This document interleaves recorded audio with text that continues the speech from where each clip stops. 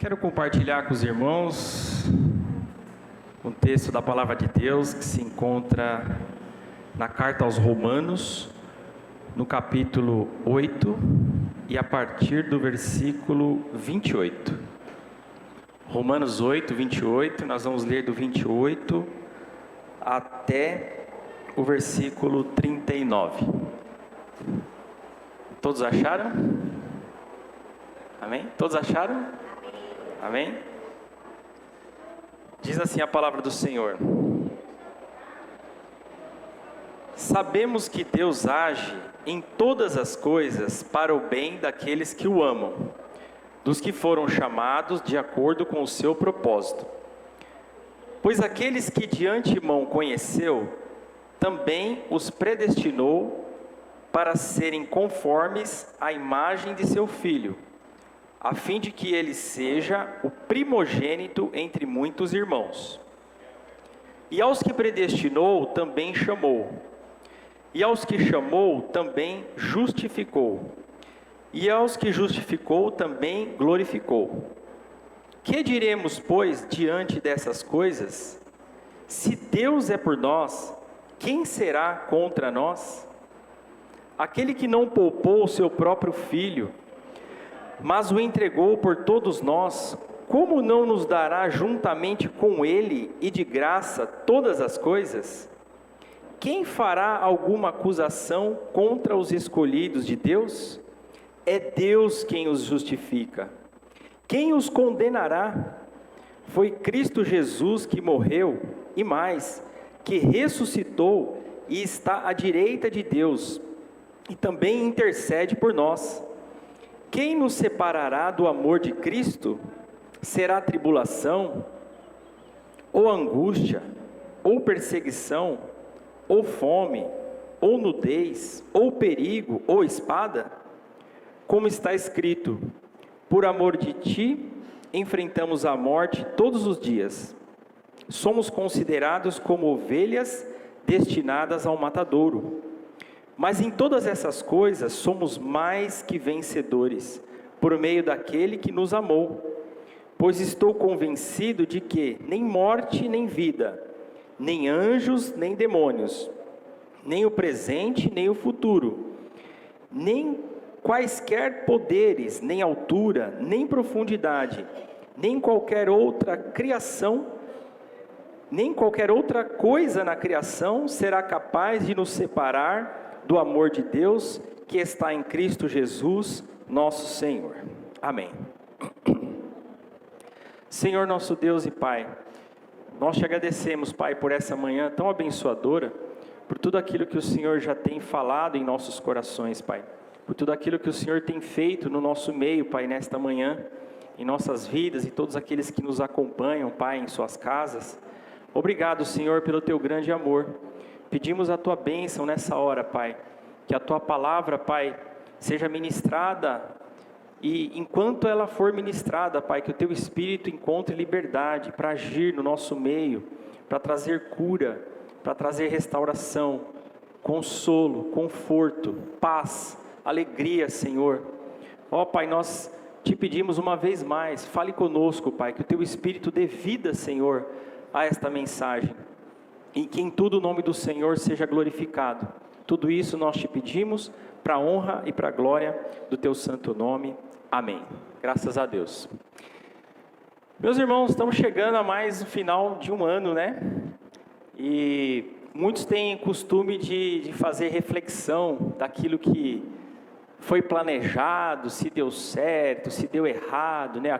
O que foi colocado em prática. O que não houve tempo de colocar em prática, a gente já começa a planejar para o ano que vem, né? Aquele regime que a gente começou em janeiro, né? Que chegou lá para março, a gente pensou, comer um pãozinho de manhã, à tarde, aquele cheirinho gostoso do pãozinho, é tão bom, né? Aquele curso que muitas vezes se iniciou, né? Aquele curso de inglês, né? Mas ficou no meio do caminho. Tantas outras coisas, né? Não, esse ano aqui eu vou ler a Bíblia de capa a capa, né? Começar pelo Novo Testamento, aí começou lá Mateus, Marcos, e coitado do Luquinha, né? O Luquinha ficou um pouquinho mais para frente, né? Então, a gente vai fazendo projetos, algumas coisas vão ficando no meio do caminho, e pensando já para o ano seguinte, a gente começa a fazer planos, né? Planejamentos, né? Muitos têm costume até de listar, né? E quando chega no final do ano, ele vai lá e vai ticar aquilo que foi colocado em prática, aquilo que não foi. E eu não sei se os irmãos conhecem aquela historinha de um menino que o sonho dele era ter um potrinho, era ter um cavalinho. Só que ele era pobre e ele não conseguia, não tinha condições de ter. E aí um dia passou lá um homem com uma cavalaria e tinha um potrinho ali, e aquele potrinho estava até atrapalhando a caminhada, né, dos cavalos. E aí aquele homem, vendo a vontade daquele menino, perguntou se ele queria aquele potrinho. Aí o menino, todo feliz, disse: é claro, eu quero para mim, esse é meu sonho, eu quero ter um potrinho, né? E o vizinho, percebendo isso, falou para o pai do menino: que sorte, hein? Ele ganhou o potrinho. Aí o pai do menino disse: sorte ou azar, a gente vai saber lá na frente, né? Pois bem, esse menino cuidou com todo carinho desse potrinho, ele cresceu, né? Tanto o menino cresceu, virou um rapaz, o cavalo também cresceu, e um certo dia o cavalo, fugiu.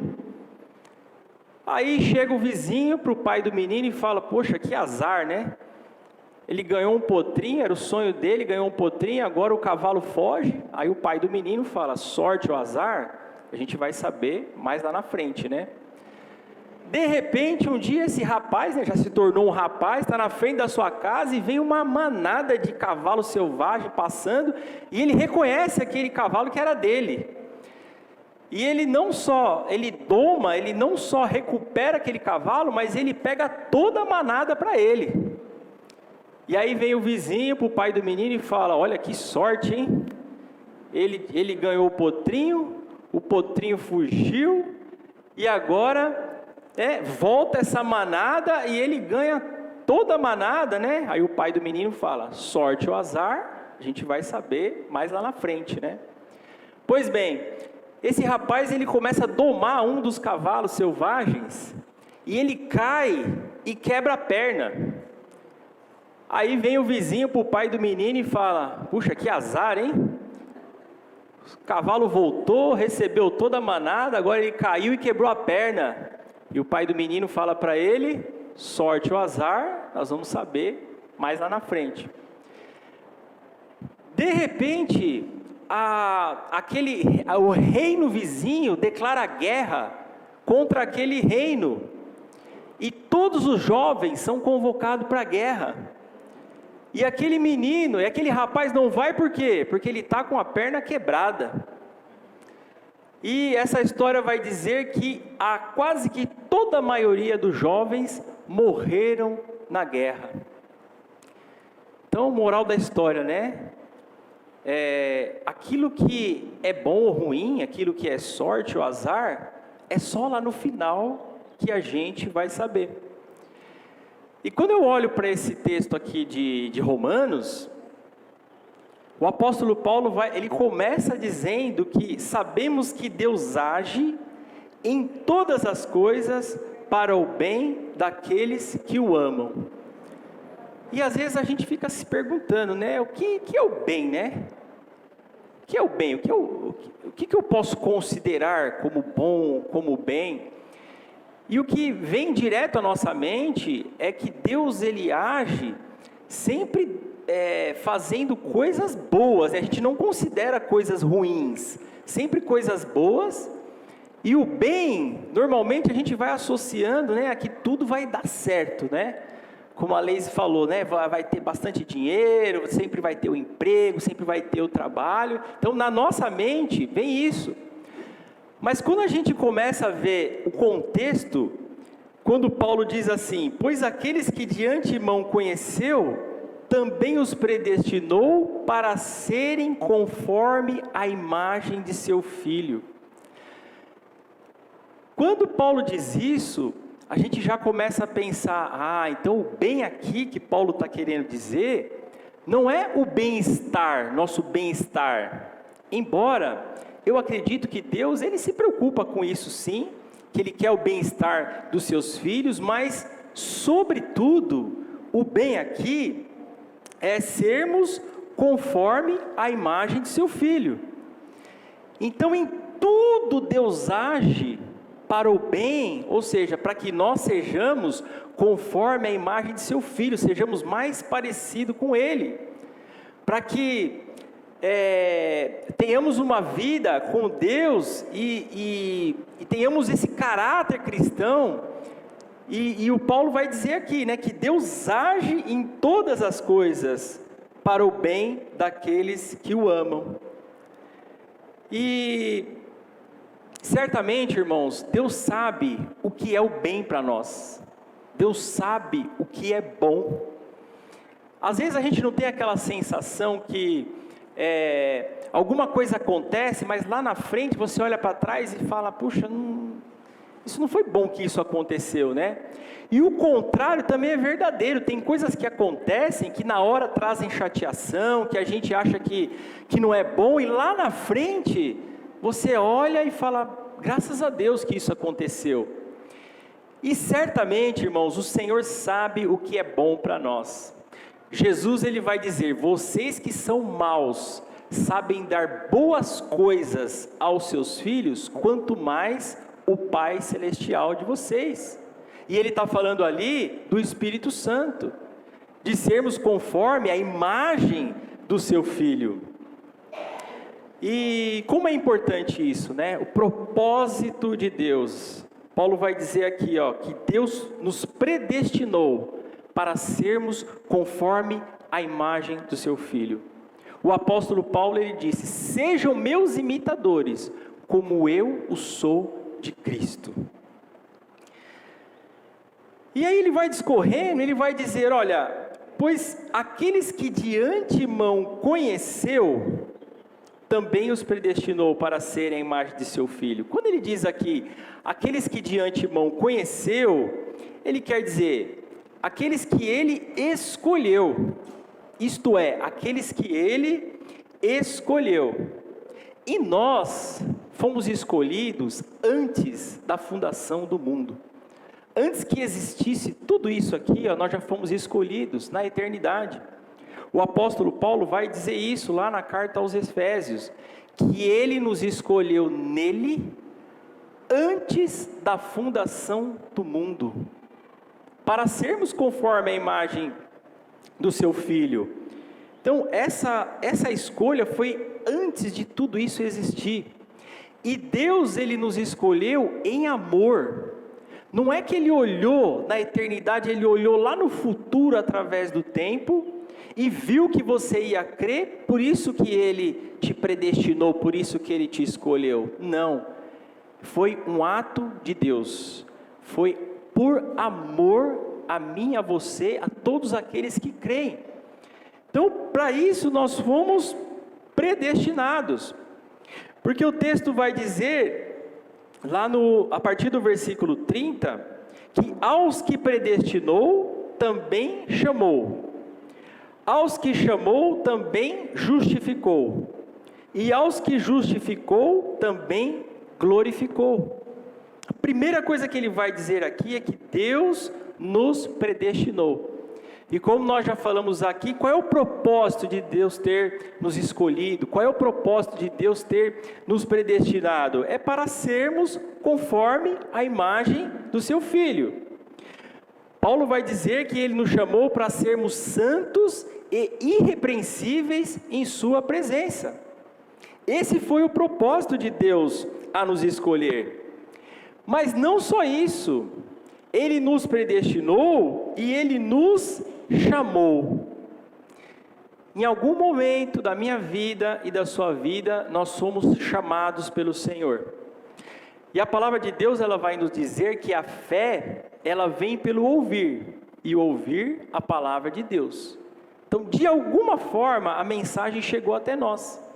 Alguns tem testemunho de uma conversão, né, totalmente cheia de emoção, né, de lágrimas, né, testemunhos assim incríveis de conversão do momento em que foram chamados. Diferente da minha, por exemplo, que não teve uma gota de lágrimas, né? Parece que quando eu ouvi a palavra, Deus falou, eu entendi, eu falei, o caminho é esse, não tem outro, não tem volta, então é por esse caminho que eu vou. Não teve emoção, não teve choro, não teve, né? Diferente de testemunho de outros irmãos, mas de alguma forma a palavra de Deus, ela chegou até nós. E o chamado, ele tem o chamado que vem para os ouvidos e o chamado que vem para o coração. Porque alguém pode dizer, mas a palavra é pregada para todos, sim. Hoje, por exemplo, nós estamos anunciando a palavra. Todos estão ouvindo, a gente não sabe aonde vai ter esse alcance. Hoje, com a tecnologia da internet, a gente não sabe onde vai chegar essa palavra. Então, ela chega nos ouvidos. Mas, para aqueles que foram chamados, para aqueles que foram escolhidos, esse chamado ele vai para o coração. E o coração nas Escrituras, ele não é só um órgão, mas é a parte mais íntima do nosso ser.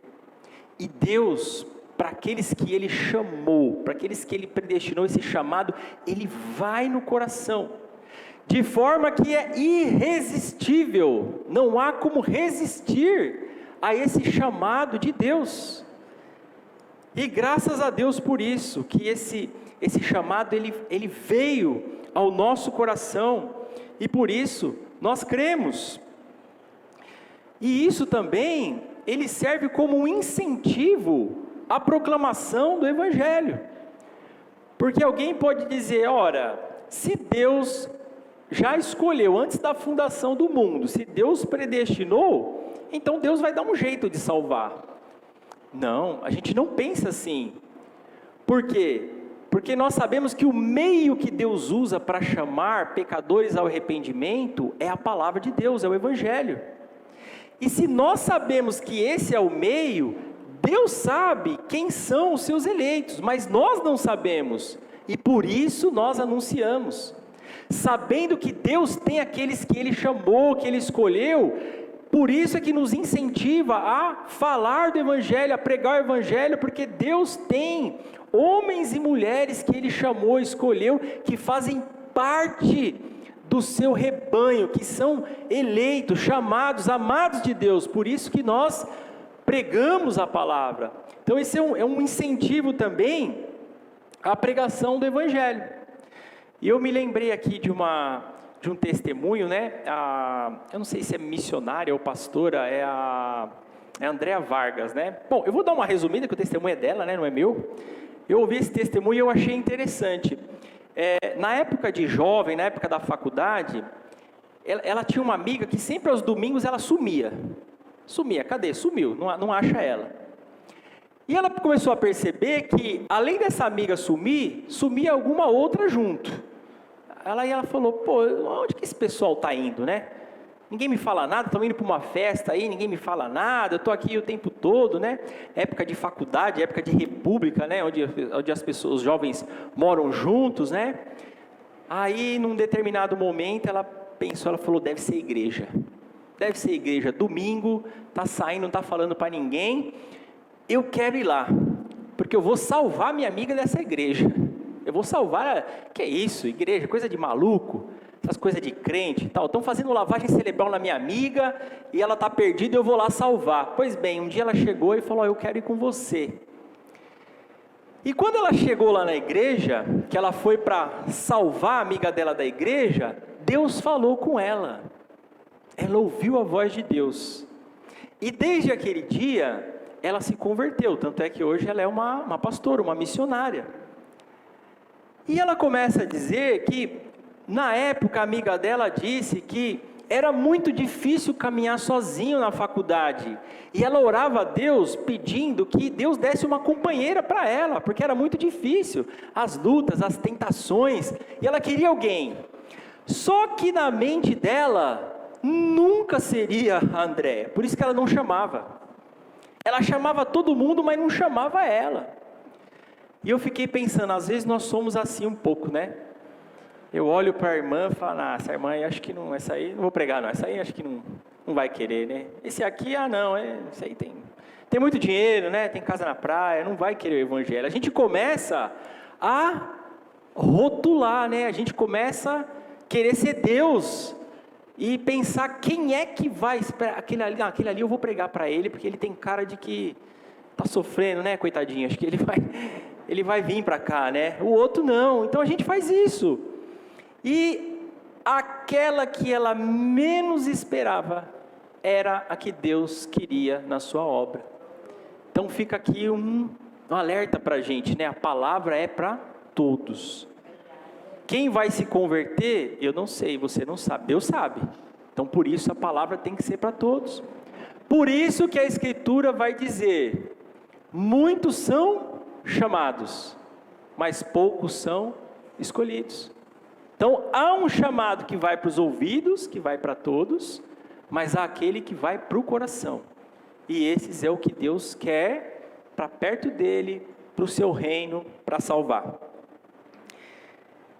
E o texto continua dizendo, né? Aos que justificou, aos que predestinou, ele chamou, e aos que chamou, ele justificou. Para entender a justificação pela fé, a gente precisa voltar um pouquinho lá atrás, né? Voltar no Gênesis. Por que precisamos ser justificados? Essa é a pergunta. E a resposta é, porque estávamos condenados. Todos nós aqui, sem exceção, estávamos condenados. Por isso, havia necessidade de sermos justificados.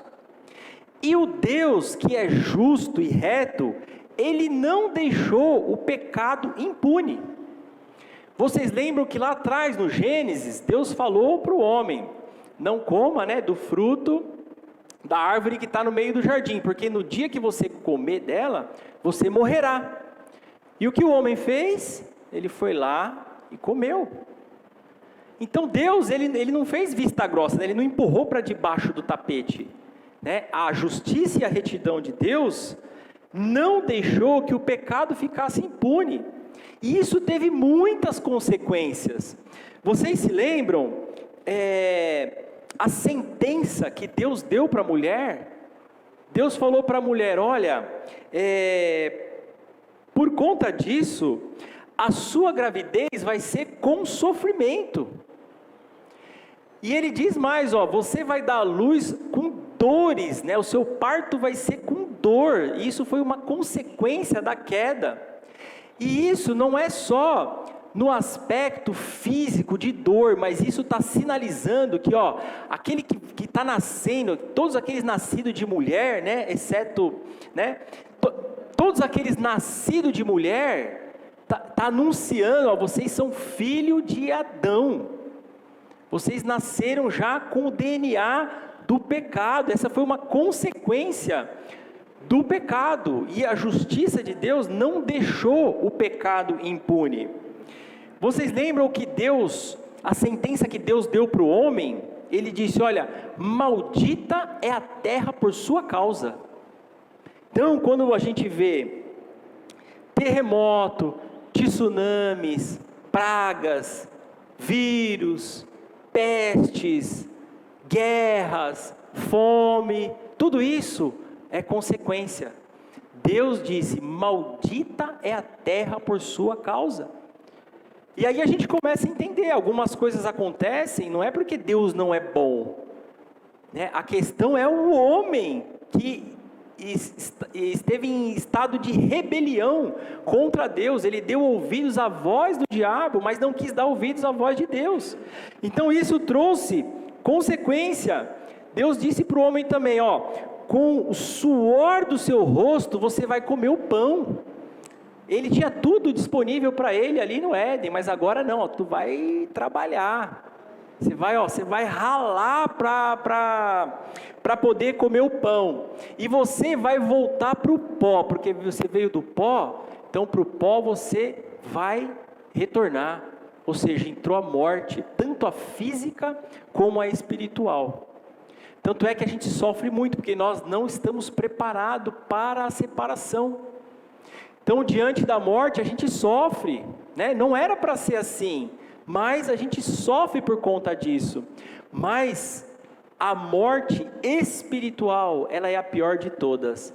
É a separação eterna e para sempre de Deus. O homem, quando ele pecou, o que ele fez? Eles fizeram folhas de figueira, eles ficaram com vergonha um do outro e fizeram folhas de figueira para cobrir a nudez. Mas quando Deus deu a sentença para eles, Deus na sua infinita misericórdia e amor, Deus cobriu eles com o quê? Com pele de animal.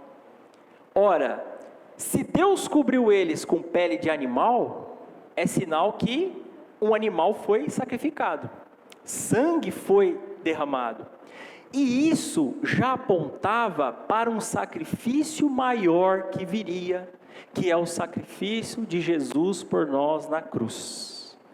Na cruz, a justiça e o amor se beijaram, ou a justiça e o amor se abraçaram.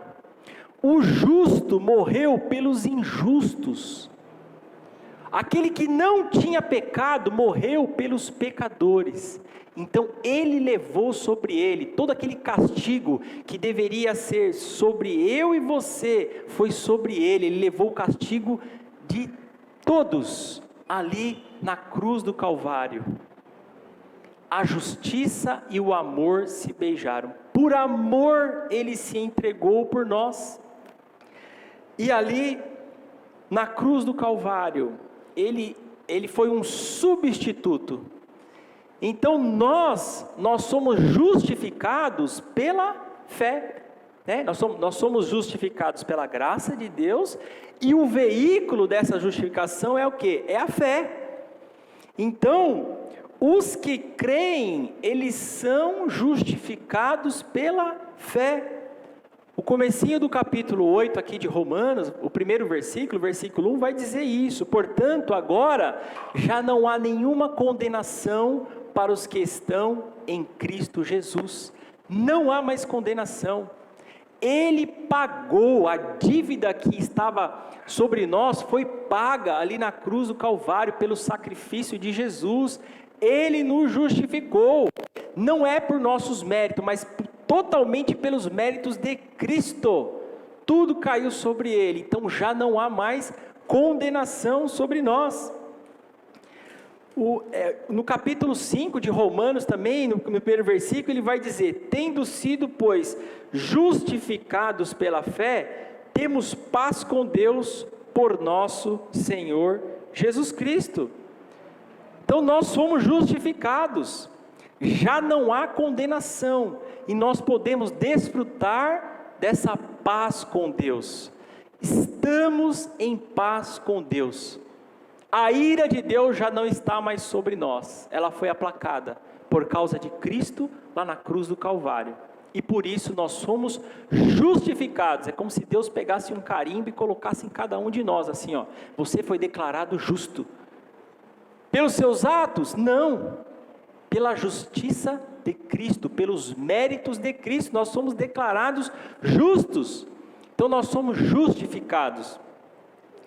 E eu pensei aqui em trazer um exemplo, né, um exemplo bem simples para entender essa coisa de justificado, né? Quando a gente está no trabalho, se por algum motivo você vai ao médico, o que você faz? Você pega um atestado. Então você leva na empresa, ou você envia, né, manda por e-mail. Quando chega no final do mês, quando você vai receber o seu pagamento, aquilo não é descontado de você. Por quê? Porque aquilo está justificado. Então você não sofreu a pena de não ter ido trabalhar aquele dia, porque você estava doente, estava enfermo. A mesma coisa, nós não sofreremos a pena da condenação, porque Cristo nos justificou. Amém, irmãos? Amém. Ficou claro? Glória a Deus por isso. E ele continua dizendo que aos que justificou, ele também glorificou. parece que tem um erro gramatical aqui?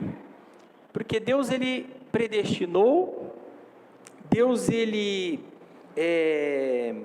chamou, Deus justificou, não parece que deveria ser assim? Então Deus, ele nos glorificará um dia, né?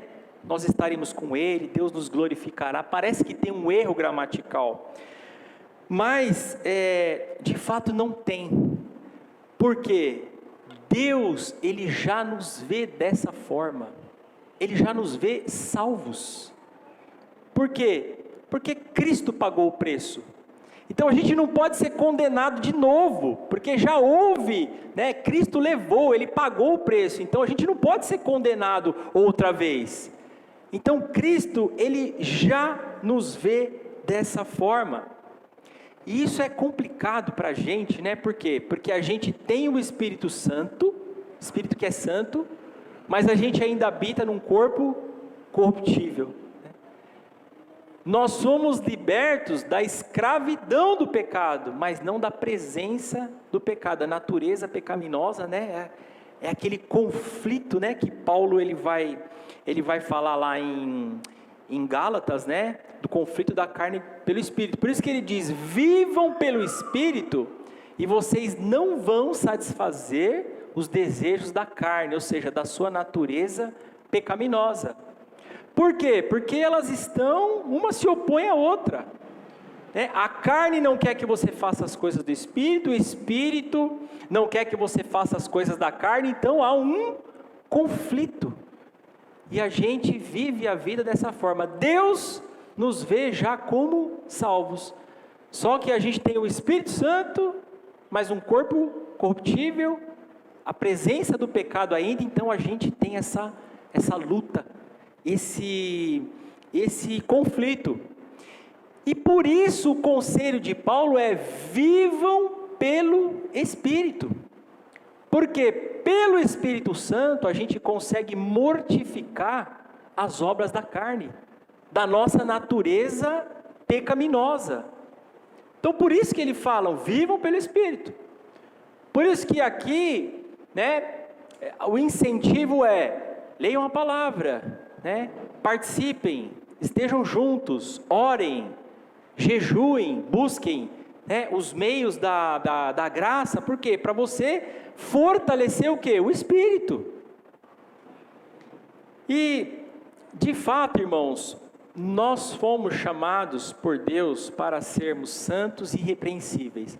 A verdade é que a gente não consegue nem pecar em paz, né? A gente não consegue. Tem aquele assombro de Deus, né?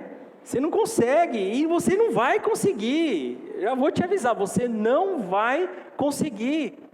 Porque não foi para isso que você foi chamado. Não foi para isso que você foi escolhido antes da fundação do mundo. Você foi escolhido para ser santo e irrepreensível. Você foi escolhido para ser conforme a imagem de Cristo.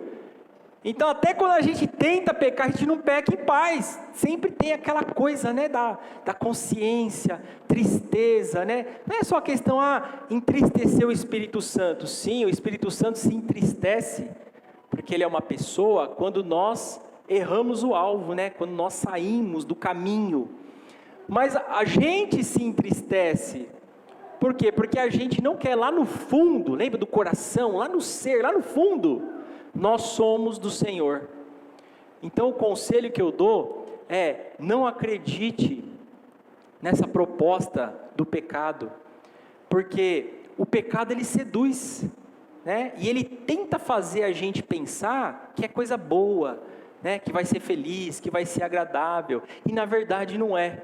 São coisas momentâneas que só trazem destruição, tiram a nossa paz e nos fazem andar meio cabisbaixo, né? A gente não anda cheio de Deus, cheio do Espírito, né? Então, meu irmão e minha irmã, isso não é para você. Então larga disso, sai fora disso, peça ao Senhor, né? Não vamos classificar aqui, né? Cada um sabe a área que necessita ser mudado, ser moldado. Eu sei a minha, vocês sabem a de vocês. Então orem ao Senhor, porque o desejo do Senhor é que nós sejamos santos e irrepreensíveis. A vontade dele é que a gente caminhe em santidade. Aquele que começou a boa obra, ele vai aperfeiçoar até aquele grande dia.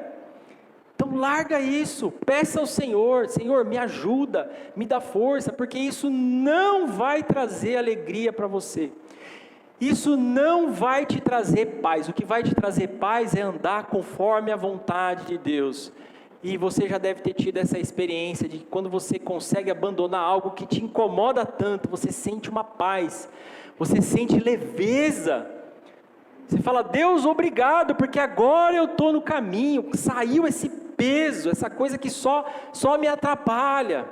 Então lembra disso, nem pecar você vai pecar em paz, porque Deus te chamou, te predestinou, te escolheu, te glorificou, e é isso que Ele quer fazer na sua vida. Ele quer que você caminhe com Ele, que você creia na sua palavra, que as suas promessas, elas são infinitamente maiores e melhores, e a gente vive essa luta, e essa luta é nossa, porque Deus, quando olha para nós, Ele já nos olha como salvos, né?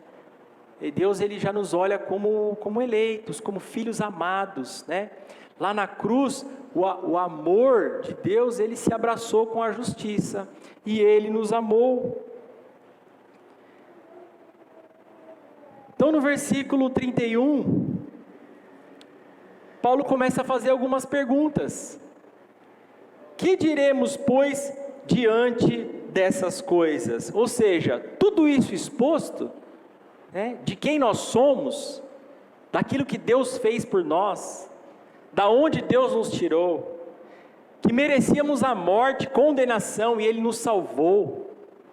Exposto tudo isso, Paulo vai dizer: se Deus é por nós, quem será contra nós?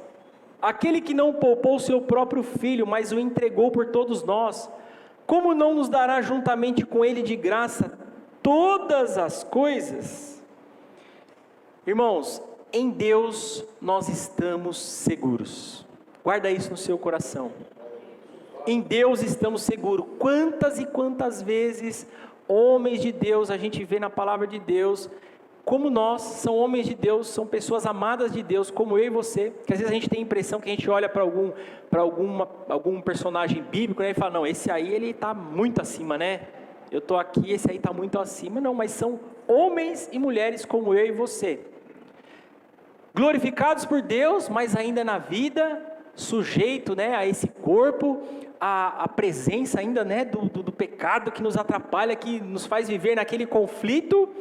E quantas e quantas vezes esses homens, em suas dificuldades, nos momentos mais difíceis, Deus veio com uma palavra de consolo e acalmadora para o coração deles, dizendo: não temas, não tenham medo. Quantas vezes nós já vemos isso na Escritura? E essa é uma verdade.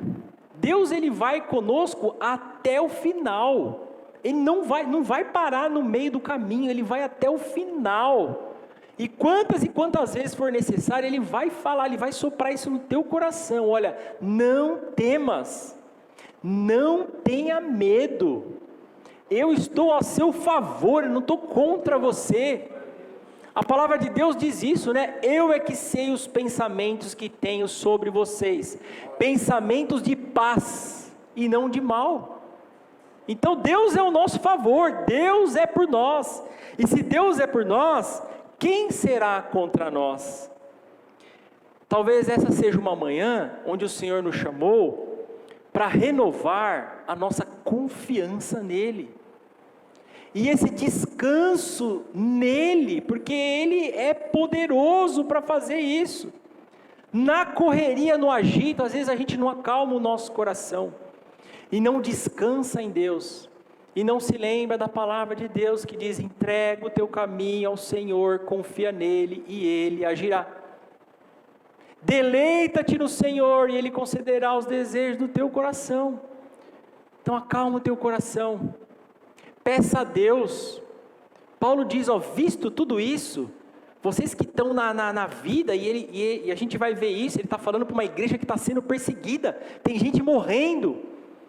Ele fala: olha, se Deus é por nós, quem será contra nós? Ele vai dizer aqui, no versículo 33 e 34, quem fará alguma acusação contra os escolhidos de Deus? É Deus quem os justifica. Nós já vimos isso. Nós somos justificados pela fé. Então, quem vai fazer alguma acusação contra os escolhidos de Deus? Quem os condenará? Foi Cristo que morreu e mais, que ressuscitou e está à direita de Deus e também intercede por nós. Então, quem vai acusar os eleitos de Deus? Deus já nos justificou através de Cristo. Tem um texto, se os irmãos puderem colocar, aliás, já estão colocando, né? Eu que estou dormindo aqui. Apocalipse 12:10. O texto de Apocalipse 12:10 vai dizer o seguinte: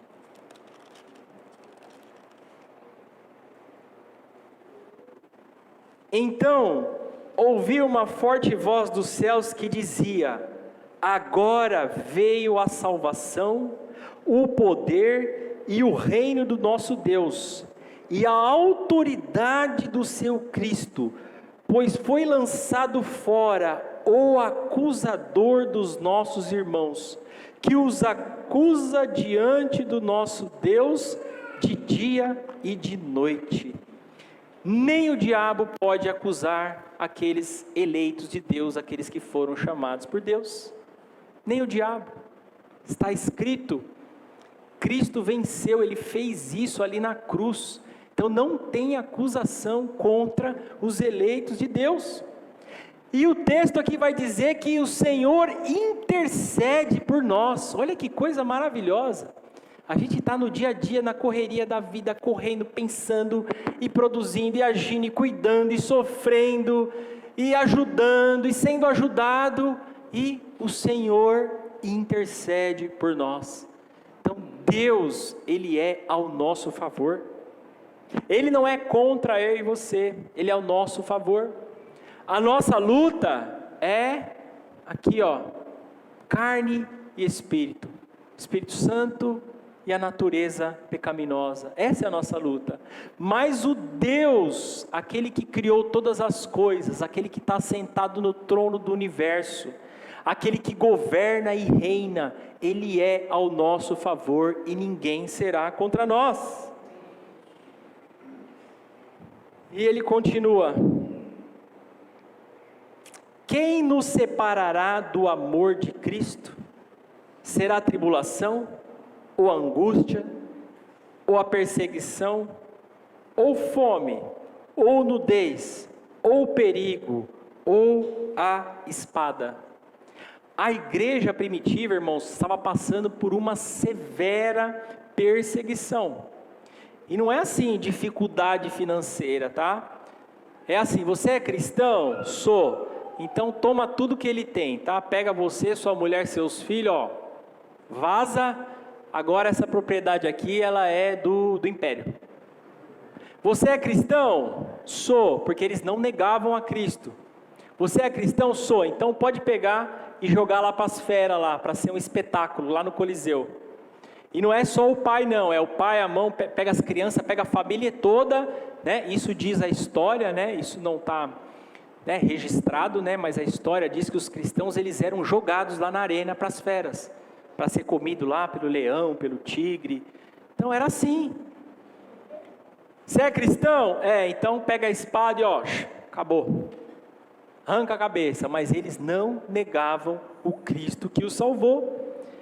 Então havia uma perseguição muito grande naquela época na igreja. E Paulo, ele está escrevendo essas coisas para quê? Para fortalecer os irmãos. É isso que ele fazia. Ele andava de cidade em cidade, pregava o evangelho, as pessoas iam se convertendo. Ele estabelecia presbíteros, pastores, diáconos nos locais. Quando a igreja estava bem alicerçada, ele saía, ia para outro lugar, e lá ele fazia o trabalho missionário. Depois ele mandava carta para os irmãos, para fortalecer o coração deles, e é isso que ele estava fazendo. Ó, vocês estão passando grande perseguição, Então eu quero dizer para vocês, fiquem em paz, porque Deus é por vocês. E eu não sei, irmão, como que você entrou por essa porta, como está o teu coração. Aqui a Escritura está falando de muita coisa, né? Tribulação, angústia, perseguição, fome, perigo. Então, a vida ela vai impondo essas coisas, né? É problema no trabalho, é problema financeiro, é problema com os filhos, é problema com o marido, é problema com a esposa, é dificuldade, é enfermidade, é tanta coisa, irmãos. E eu não sei como é que você entrou aqui nesta manhã, mas o que eu sei é que o Senhor quer trazer paz e consolo ao teu coração. O Senhor quer fazer isso porque o mundo está do jeito que está, não é porque Deus não é bom, não é porque Deus é mau, isso é consequência da rebelião do homem, consequência do pecado, e nós estamos aqui, um dia nós estaremos com Ele, livre, aí sim, totalmente libertos dessa presença do pecado, com um corpo incorruptível, onde não haverá mais choro, não haverá mais dor, não haverá mais lágrima, e nós estaremos para sempre com Ele. Mas enquanto estamos aqui, a vida, ela é dura, mas o Senhor o tempo todo está falando conosco, olha, se fortaleça em mim, não temas, busque a minha presença, ore, fale comigo, eu trago consolo, conforto, alívio. O Senhor, Ele pode dar essa paz ao nosso coração, que às vezes as coisas estão viradas de cabeça para baixo, mas o nosso coração está em paz, porque nós sabemos em quem nós temos crido. E aí no versículo 37, ele vai falar para os irmãos e para nós, mas em todas essas coisas, nós somos mais do que vencedores por meio daquele que nos amou. O Senhor nos amou. O Senhor, Ele nos ama. E nós passamos da morte para a vida. Ele está ali falando para os irmãos, olha, nós já vencemos, nós somos, a palavra que ele achou é mais do que vencedor. Porque nós já passamos da morte para a vida, né? E a Leise falou aqui hoje de manhã, né? Tem muita gente que fala, e eu não sou contra, tá? Falar assim, quem tem amigo tem tudo, né? A gente ouve muito isso, né? E de fato, se você tem bastante amigo, você consegue muita coisa, né? Você consegue bastante coisas. Mas eu digo que quem tem amigo consegue muitas coisas, mas quem tem Deus tem tudo. Quem tem Deus tem tudo. A minha graça te basta. Então nós somos mais do que vencedores por aquele que nos amou. É isso que Paulo vai dizer aqui. E para finalizar, lá no versículo 38, ele vai dizer assim, pois eu estou convencido. Paulo estava convencido, e eu espero que a gente saia aqui desta manhã também convencido, né? De que nem morte, nem vida, nem anjos, nem principados, nem coisas do presente, nem do porvir, nem poderes, nem altura, nem profundidade, nem qualquer outra coisa na criação pode nos separar do amor de Deus. Ele estava convencido, e nós também precisamos estar convencidos disso. E a minha oração nesta manhã é que a gente saia daqui dessa forma, convencidos de que nada pode nos separar do amor de Deus. Por quê? Porque a justiça foi satisfeita em Jesus, e o seu amor nos alcançou. Graças a Deus por isso. Vamos ficar de pé? Você que pode ficar em pé, fique de pé para a gente orar.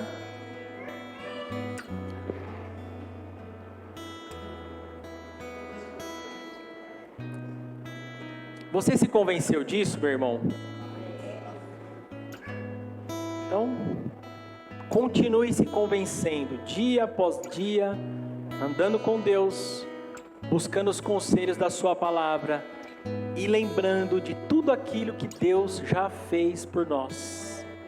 Nos predestinou, nos chamou, nos justificou, nos glorificou, e Ele nos amou.